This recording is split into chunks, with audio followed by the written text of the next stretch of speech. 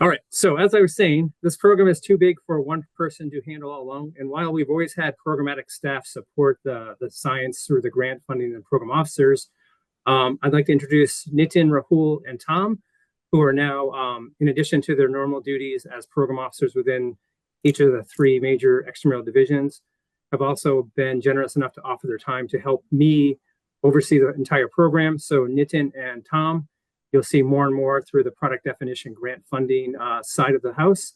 And Rahul is also going to be helping, or is helping, as the scientific lead for the preclinical services program. Next slide. So just a little oversight of how big we are now. So we've funded 96 projects since 2020. And while small by some portfolios, as you'll see in a minute here, given how much focus we have on each project, it is actually quite a large undertaking for all of us. So 70% of the projects are still ongoing, and we've graduated 29 projects so far, mainly in the product definition portfolio. Next slide. And so one of the goals of the Catalyze program for the NHLBI was to support a broad range of technologies across all the major disease indications of the heart, lung, blood, sleep. So as you're seen on the left, we have a nice balance of different types of technology. And on the right, showing the major indications that are being supported by our Catalyze teams. Next slide. And of course, you all know that the Catalyze Coordinating Center provides amazing expertise in many different technical areas, including all of the activities listed on the right for both therapeutics, specialized support for device diagnostics, regulatory affairs, and as you'll see, we'll get to work with the innovation advisors toward the end of today's meeting with some of their commercialization expertise. Next slide.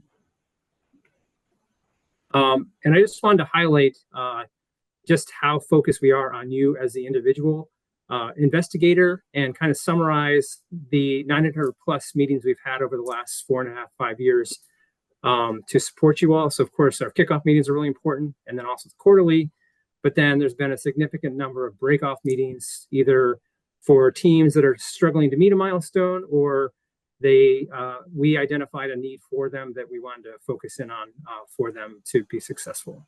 So again, it's really astounding to me to think about 920 meetings for you all, for our 96 investigators.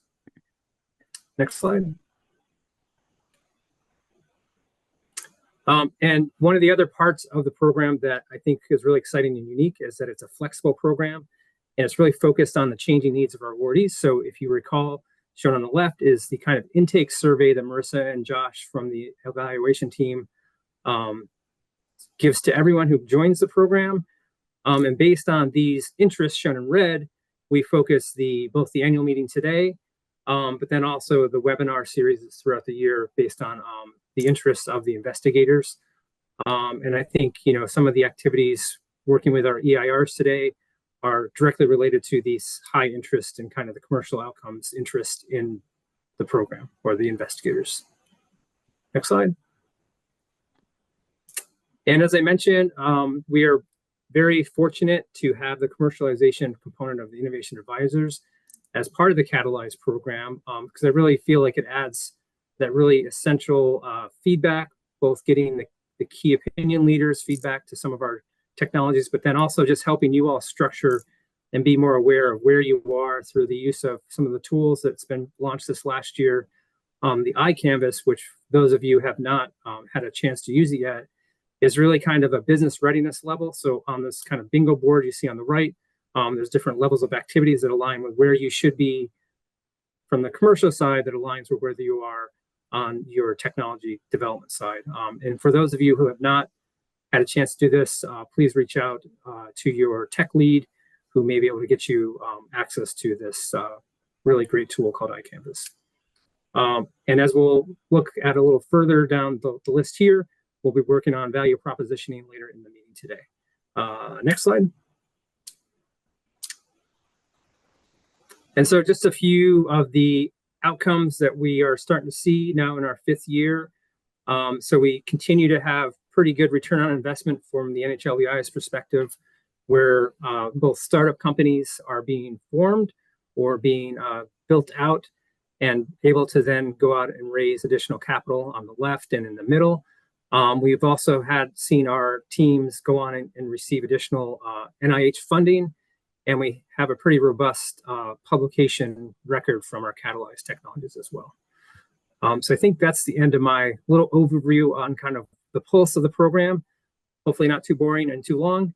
And now the exciting part is to kind of think about what we're hoping to go through. As Marissa said today, is take time out from our normal regular activities and spend some time as the Catalyze community to both learn from your peers. And I think some of that already happened through the peer-to-peer pitch judging.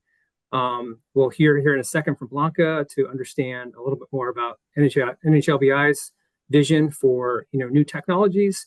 And then the other part of the meeting will be focused on really understanding where to go for additional funds, hearing from the alumni of the Catalyze program, and hopefully set you up for being able to more effectively communicate the amazing work that you all do on a regular basis.